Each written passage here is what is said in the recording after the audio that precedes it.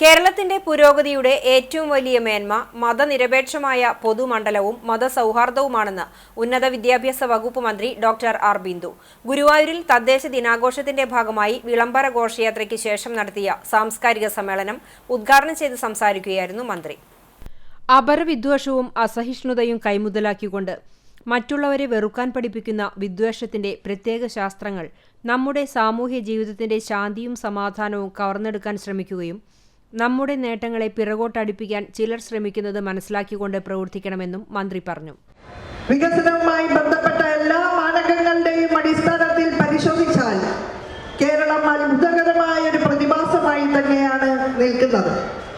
വിദ്യാഭ്യാസത്തിന്റെയും ആരോഗ്യത്തിന്റെയും മേഖലയിൽ നാം ആർജിച്ചിട്ടുള്ള നേട്ടങ്ങൾ സമാനതകളില്ലാത്തവയാണ്.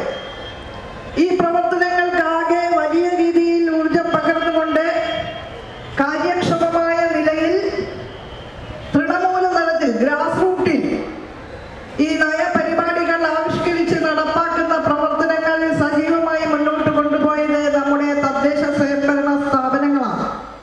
കേരളത്തിലെ അന്തരീക്ഷം ബിസിനസ് സൗഹാർദ്ദ അന്തരീക്ഷമല്ല എന്ന വിമർശനത്തെ മറികടന്ന് ഈ വർഷം ഇന്ത്യയിലെ ഏറ്റവും മികച്ച ബിസിനസ് സംസ്ഥാനമായി കേരളം മാറിയെന്നും യുവജനങ്ങൾക്ക് സംരംഭകത്വ താൽപര്യങ്ങൾക്ക് ഏറ്റവും നല്ല രീതിയിൽ പ്രോത്സാഹിപ്പിക്കുന്ന ഇന്ത്യയിലെ ഏറ്റവും മികച്ച സ്റ്റാർട്ടപ്പ് പ്രോത്സാഹനമായി കേരളം മാറിയെന്നും മന്ത്രി കൂട്ടിച്ചേർത്തു. എല്ലാവർക്കും ഭൂമി, എല്ലാവർക്കും വീട് എന്ന ആദ്യ പ്രഖ്യാപനം അത് നടപ്പിലാക്കുന്നതിന്റെ ഭാഗമായിട്ടാണ് ലൈഫ് പാർപ്പിട പദ്ധതി കേരള സംസ്ഥാനത്ത് കഴിഞ്ഞ ഗവൺമെന്റിന്റെ കാലത്ത് തുടങ്ങി വെച്ചത്. തലയ്ക്ക് മുകളിൽ ഒരു മേൽക്കൂര എന്നുള്ളത് ഏവരുടെയും പ്രതീക്ഷയാണ്, സ്വപ്നമാണ്. അത് സാക്ഷാത്കരിക്കാൻ 5 ലക്ഷം കുടുംബങ്ങൾക്ക് ലൈഫ് പാർപ്പിട പദ്ധതിയിലൂടെ ഭദ്രമായ വീടുകൾ വെച്ചു കൊടുക്കാൻ ഗവൺമെന്റ് തീരുമാനമെടുക്കുകയുണ്ടായി. 4.5 ലക്ഷത്തിൽ പരം വീടുകൾ ഏറ്റവും ആധുനികമായ മുഖഛായയോടെ പണി കഴിപ്പിച്ച് കൈമാറ്റം ചെയ്ത് കഴിഞ്ഞു. ബാക്കിയുള്ളവ നിർമ്മാണത്തിന്റെ വിവിധ ഘട്ടങ്ങളിലൂടെ കടന്നുപോകുകയാണ്. ഗുരുവായൂരിനെ ഉത്സവപ്രതീതിയിലാക്കിക്കൊണ്ടാണ് തദ്ദേശ വിളംബര ഘോഷയാത്ര നടത്തിയത്. ഗുരുവായൂർ തെക്കേനട ദേവസ്വം ഗ്രൗണ്ടിൽ നിന്നും കേരളത്തിന്റെ തനിമ വിളിച്ചോതുന്ന നിശ്ചല ദൃശ്യം, കാവടി, പ്രാചീന കലകൾ, നാടൻ കലാരൂപങ്ങൾ, വാദ്യമേളം എന്നിവയുടെ അകമ്പടിയോടെയാണ് ഘോഷയാത്ര ആരംഭിച്ചത്.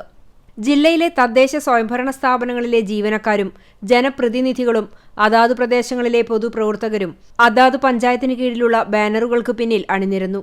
തുടർന്ന് ടൗൺഹാൾ പരിസരത്ത് നടത്തിയ സാംസ്കാരിക സമ്മേളനത്തിൽ NK അക്ബർ MLA അധ്യക്ഷത വഹിച്ചു. കേരള പ്രവാസി ക്ഷേമ board chairman KV Abdul Khader മുഖ്യാതിഥിയായി.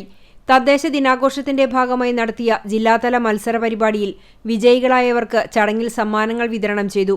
ജില്ലയിലെ തദ്ദേശ സ്വയംഭരണ സ്ഥാപനങ്ങളിലെ അധ്യക്ഷന്മാർ ചടങ്ങിൽ പങ്കെടുത്തു.